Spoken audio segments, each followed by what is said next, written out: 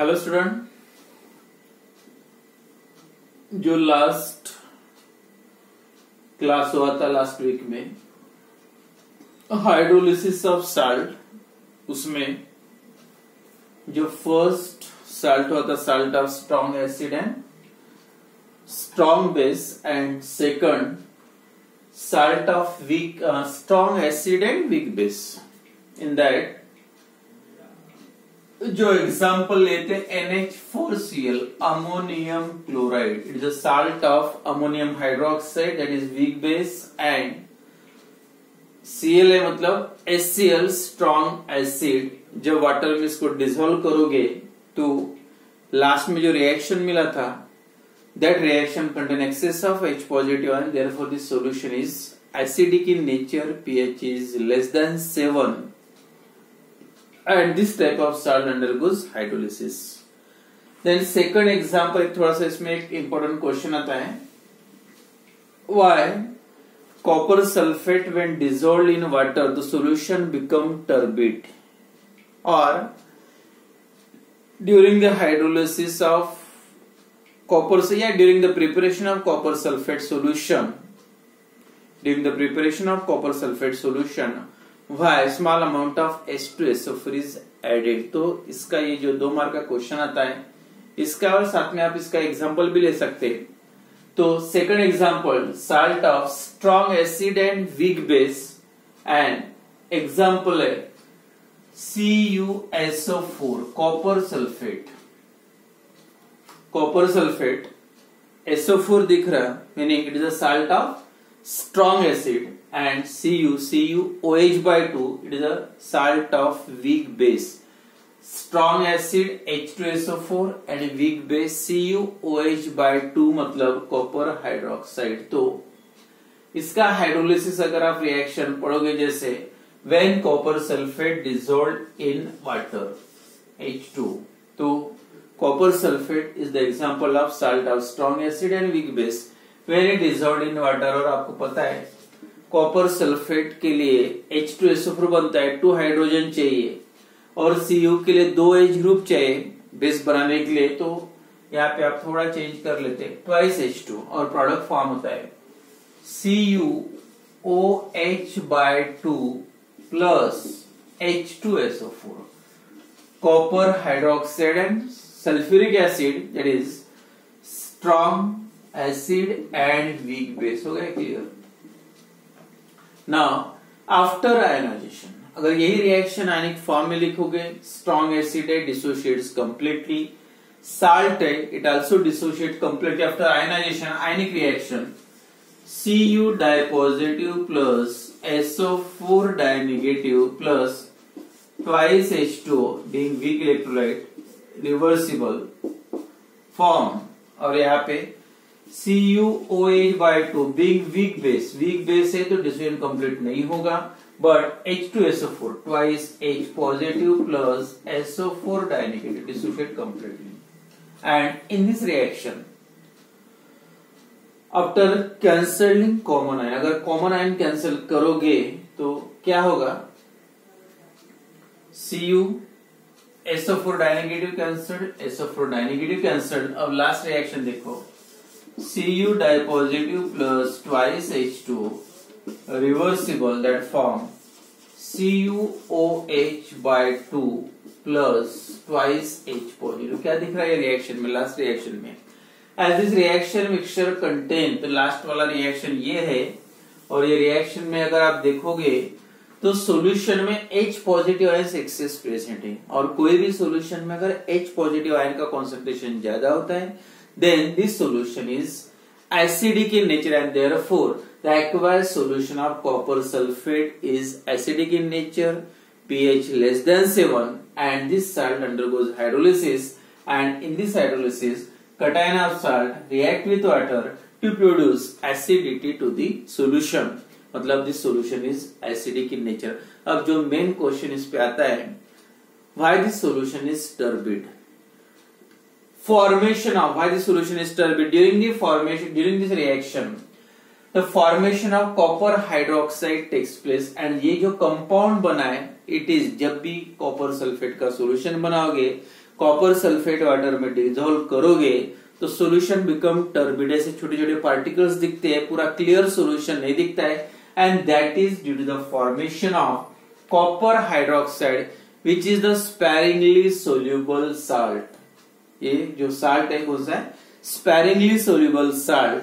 तो ये जो टर्बिड फॉर्म होता है, टर्बिडिटी फॉर्म होती है because of formation of copper hydroxide, पूरा 100% डिसॉल्व नहीं होता।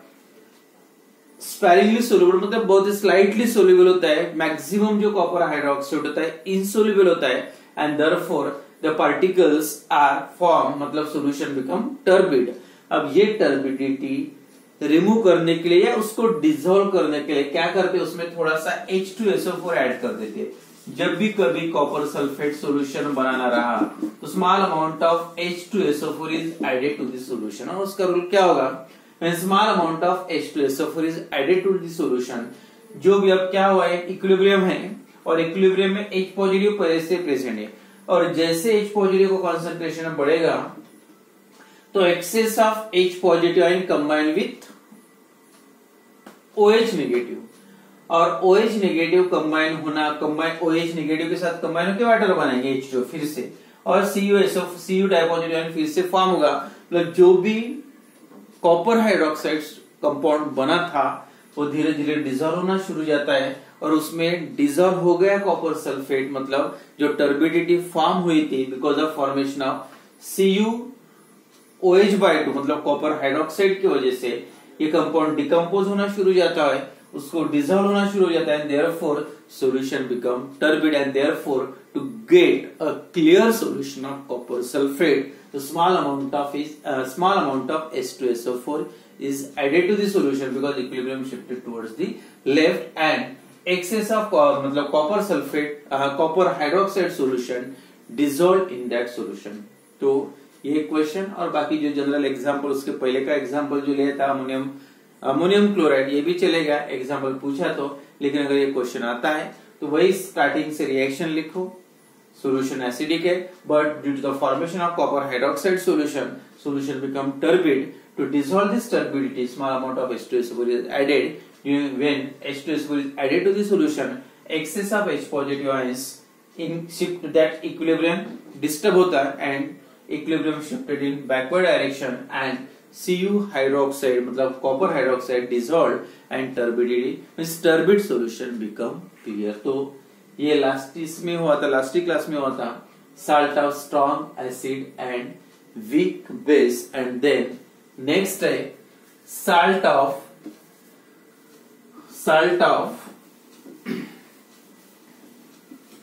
वीक एसिड एंड स्ट्रॉन्ग, इसका अपोजिट, जो शुरुआत में बताया था स्ट्रॉन्ग एसिड रहा तो एसिडिक, स्ट्रॉन्ग बेस रहा तो बेसिक, तो salt of week acid and strong base, तो उसका नेचर क्या होना चाहिए, दोनों में से एक स्ट्रांग है एक वीक है, देन ऑलवेज जो स्ट्रांग रहेगा वो उसका नेचर रहेगा। अब यहाँ पे बेस स्ट्रांग है तो सॉल्यूशन का नेचर होगा basic, pH is always greater than 7। अब Q pH ग्रेटर देन 7 है, Q सॉल्यूशन बेसिक है, इसका कंप्लीट आप रिएक्शन लिखोगे तो क्लियर हो जाएगा। तो इसका एग्जांपल लेते हैं, that is CH3COONA, sodium acetate, sodium salt of acetic acid is the example of salt of weak acid and strong base। Sodium दिख रहा मतलब स्ट्रॉन्ग बेस का है, लेकिन HCl नहीं है, Cl नहीं है, NO3 नहीं है, SO4 नहीं है, मतलब it is a salt of weak acid है। तो एसिडिक एसिड और सोडियम हाइड्रोक्साइड, तो it is a salt of strong acid, strong base NaOH, and weak acid, acidic acid CH3COOH। Being strong, when it dissolved in water, dissociate completely। जब भी आप उसको water में dissolve करोगे तो क्या प्रोडक्ट फॉर्म होगा, सबसे पहले देख लो। When it dissolved in the water, form acid plus base, weak acid और strong base फॉर्म होगा CH3COOH plus NaOH, strong base मतलब strong base and weak acid। It is a salt of strong base NaOH and weak acid CH3COOH। Then second step after ionisation, मतलब actually water में इसका arrangement कैसा होगा, ions कैसे होंगे, being salt completely dissociate form होगा, water is a very weak electrolyte, dissociation नहीं होगा कंप्लीट, वीक एसिड है इसका भी डिसोसिएशन कंप्लीट नहीं है, NaOH स्ट्रांग है तो डिसोसिएट कंप्लीट है आफ्टर आयनाइजेशन। इसका कंप्लीट आयनिक फॉर्म में लिखो, इसको क्या है ionic form, CH3COO negative plus Na positive, water being weak, पूरा आयनिक फॉर्म में नहीं लिखना है, ये वीक है, it not also dissociate completely, उसका भी डिसोसिएशन कंप्लीट नहीं होता है, but NaOH being strong it dissociate completely and form Na positive and OH negative. अब on cancelling common ion, common ion कौन कौन से, Na पॉजिटिव कॉमन आयन है, Na पॉजिटिव कॉमन आयन है। अब रिएक्शन लिखो, CH3COO नेगेटिव मतलब salt का अनायन वाटर के साथ रिएक्ट हो रहा and form weak acid CH3COOH plus OH negative. देखो क्लियरली दिख रहा, in this reaction shows that the solution contain, क्या दिख रहा सॉल्यूशन में, solution contain excess of OH negative ion, और जब सॉल्यूशन में OH का कॉन्सेंट्रेशन ज्यादा होता है तो सॉल्यूशन क्या रहेगा, it is a basic in nature and pH is greater than 7। तो हो गया clear why salt of weak acid and strong base is basic in nature, जो भी स्ट्रॉन्ग रहेगा क्योंकि सॉल्यूशन में अगर आप देखोगे it contain the excess of OH negative ion and therefore the solution is basic in nature. तो सीधा सीधा है, कोई भी एक एग्जांपल ले लो, इसकी जगह पे दूसरा भी ले सकते, CH3CONO की भी ले सकते, या formic sodium format, sodium potassium, potassium format, या HCN, NaCN भी चलेगा, NaCN, salt of sodium hydroxide and hydrogen cyanide, hydrogen cyanide weak acid. तो सबसे पहले क्या लिखना है, रिएक्शन लिखो, वाटर के साथ रिएक्शन लिखने मतलब हाइड्रोलिसिस रिएक्शन, एसिड और बेस फॉर्म होगा, कौन से टाइप का साल्ट है उसी के बेसिस पे, स्ट्रॉन्ग एसिड का साल्ट है तो स्ट्रॉन्ग एसिड बनेगा, वीक एसिड का साल्ट है तो week acid and strong base, उसका आयनिक फॉर्म में लिखो, साल्ट और जो भी स्ट्रॉन्ग रहेगा उसको आयनिक फॉर्म में लिखो, बाकी जैसा है वैसा रहने दो। उसके बाद third step common ion cancel करो, कॉमन आयन कैंसिल करने के बाद क्लियरली आपको दिख जाएगा सॉल्यूशन में एक्सेस आयन कौन से, मतलब OH आयन से सॉल्यूशन में आपको एक्सेस दिख रहे, और क्योंकि यहाँ पे जो स्ट्रॉन्ग बेस फॉर्म और it dissociate completely and therefore मतलब anion of salt react with water to produce basicity to the solution। तो solution का नेचर क्या रहेगा, बेसिक, तो